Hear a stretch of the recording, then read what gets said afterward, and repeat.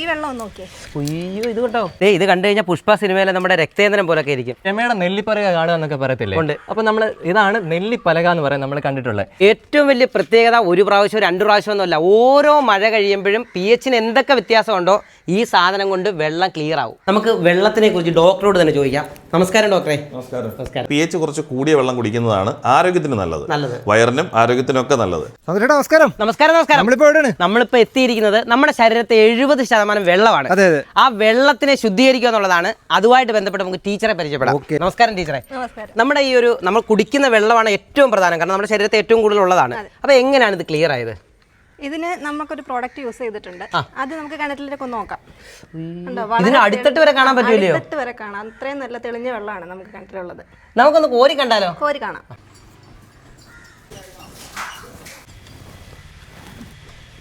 ഈ വെള്ളം ഒന്ന് നോക്കിയേ. അയ്യോ ഇത് കേട്ടോ, കണ്ണീര് പോലുള്ള വെള്ളമാണിത്. കണ്ടോ ടീച്ചറെ, ഒന്ന് ഒഴിച്ചേ, വെള്ളം ഒഴിച്ചേ. ഓ ഇത് കണ്ടോ, നല്ല കണ്ണീര് പോലുള്ള വെള്ളമാണ്, തെളിഞ്ഞ വെള്ളമാണ്. നേരത്തെ ഇങ്ങനെ അല്ലായിരുന്നു? അല്ലല്ല, നിങ്ങൾ ഒരാഴ്ച മുമ്പ് വന്നിരുന്നെങ്കിൽ ഇതിന്റെ അവസ്ഥ ഇതല്ലായിരുന്നു. നമുക്കിപ്പോ നല്ല കുറച്ച് മഴ കിട്ടി. മഴ കിട്ടി കഴിഞ്ഞപ്പോഴത്തേന് അത്യാവശ്യം കലക്കലും നമ്മുടെ തെളിച്ചമില്ലായിരുന്നു. ഇപ്പൊ നമ്മൾ ഈ ഒരു സംഭവം ഇവിടെ യൂസ് ചെയ്തതിന് ശേഷമാണ് ഇത്രയും നല്ല തെളിഞ്ഞ വെള്ളം നമുക്ക് കാണാൻ പറ്റിയത്.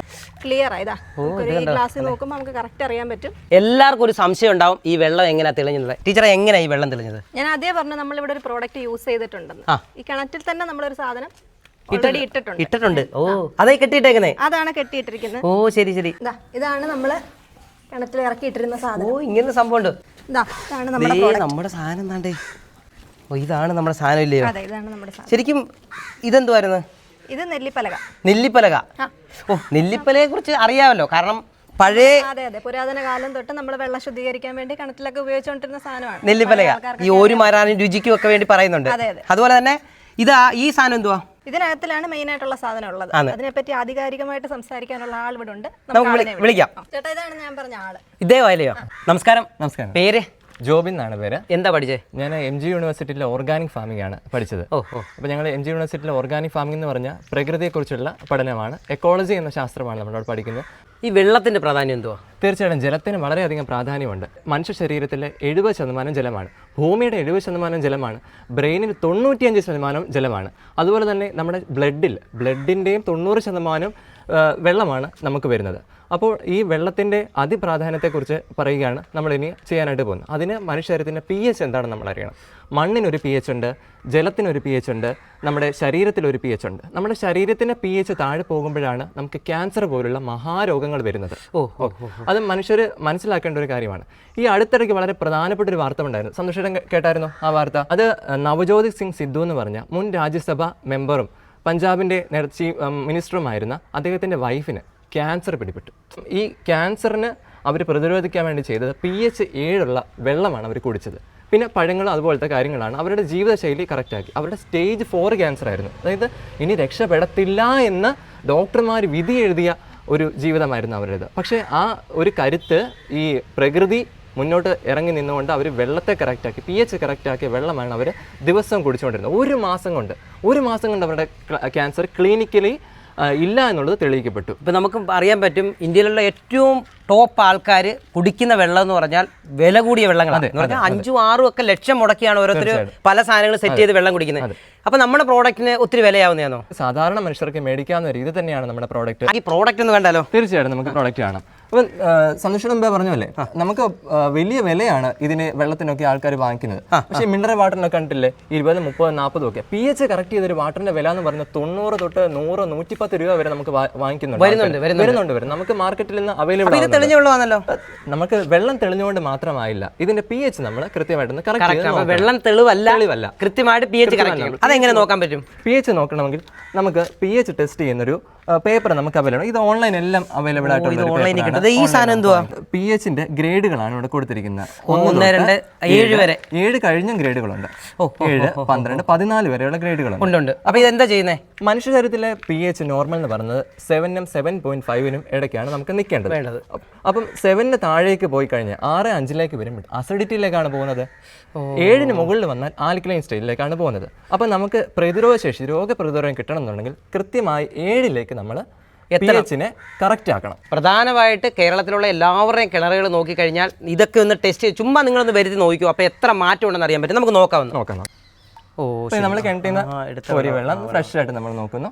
അപ്പോൾ അടുത്തായിട്ട് നമ്മൾ ഇതിനകത്തുനിന്ന് ഒരു ലീഫ് കീറാനായിട്ട് പോവുകയാണ്. കേട്ടോ, ഓ ഇതിങ്ങനെ എടുത്താൽ മതി. ഇതിന്നൊരു പേപ്പർ എടുക്കുന്നു. അതിനുശേഷം വെള്ളത്തിലേക്ക് ഇങ്ങനെ മുക്കി വെക്കുന്നു. വെച്ചതിന് ശേഷം മുകളിലേക്ക് എടുക്കുക. ഓ ഇങ്ങനെ എടുത്താൽ മതി. ഇപ്പം ഇതിൻ്റെ കളർ ഒന്ന് ശ്രദ്ധിച്ചേ. ഓ നല്ല കളർ മാറി. നമ്മൾ മുമ്പേ കണ്ട കളറാണോ ഇത്? അല്ലല്ല, ഓറഞ്ചിൽ നിന്ന് മാറി ഇതിപ്പം ഇതിലേക്ക് വരും. നമുക്ക് ഇതിന്റെ കളറിന്റെ ഗ്രേഡ് ഒന്ന് നോക്കാം. ഏതിലാണ് നോക്കുന്നത്? നമ്മൾ മുമ്പേ ഇതിന് സാധാരണ 1 അല്ല 2 അല്ല 5 അല്ല 6 അല്ല 7 7ലേക്ക് വന്നു. അപ്പൊ ഇങ്ങനെ നിസ്സാരമായിട്ട് ഈ സാധനം വെച്ച് നോക്കാനും പറ്റും. തീർച്ചയായിട്ടും. അപ്പൊ ഇതെല്ലാം അവിടെ നിൽക്കട്ടെ. ഈ സംഭവം എന്തുവാ? ഇതാണ് നമ്മുടെ പ്രോഡക്റ്റ്.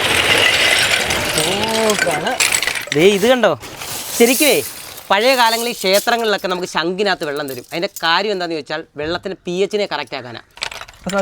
നമ്മുടെ ഈ പ്രോഡക്റ്റ് പൊടിച്ച മാതൃക നമുക്കൊന്ന് കാണാം ഇതിനകത്ത്. അപ്പോൾ നമ്മുടെ ഈ സിപ്പ് ലോക്കിൽ വളരെ മനോഹരമായ ഒരു പാക്കിങ്ങിലാണ് നമ്മൾ വരുന്നത്.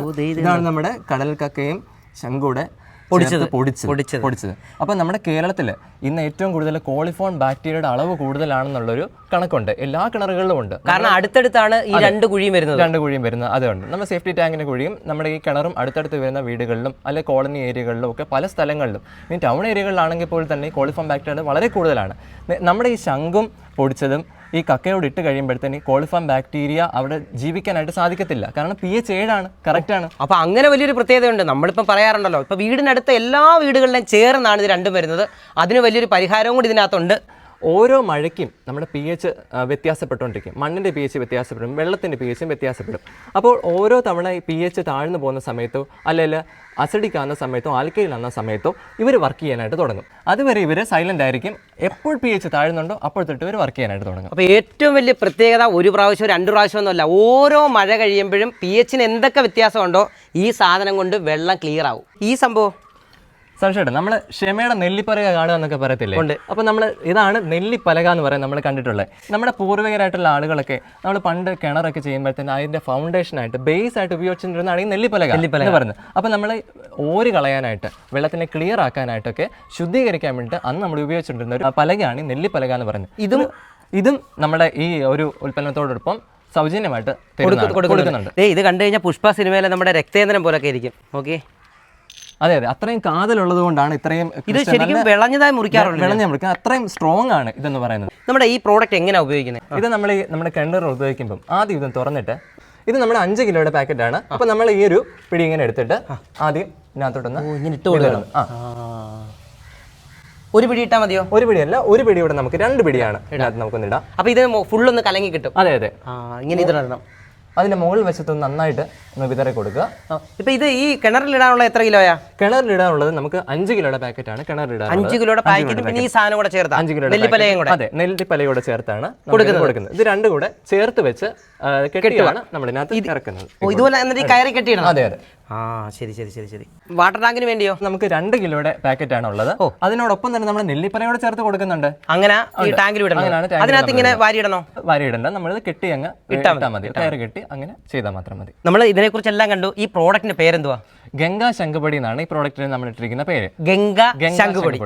ഈ പ്രോഡക്റ്റ് ആവശ്യമാണെന്നുണ്ടെങ്കിൽ ഈ വീഡിയോയിൽ നമ്പറുണ്ട്, കമന്റ് ബോക്സിൽ നമ്പറുണ്ട്, വാട്സാപ്പിൽ നിങ്ങളുടെ മെസ്സേജ് അയച്ചു കഴിഞ്ഞാൽ തീർച്ചയായിട്ടും നിങ്ങളുടെ വീട്ടിലെത്തും. നമുക്ക് വെള്ളത്തിനെ കുറിച്ച് ഡോക്ടറോട് തന്നെ ചോദിക്കാം.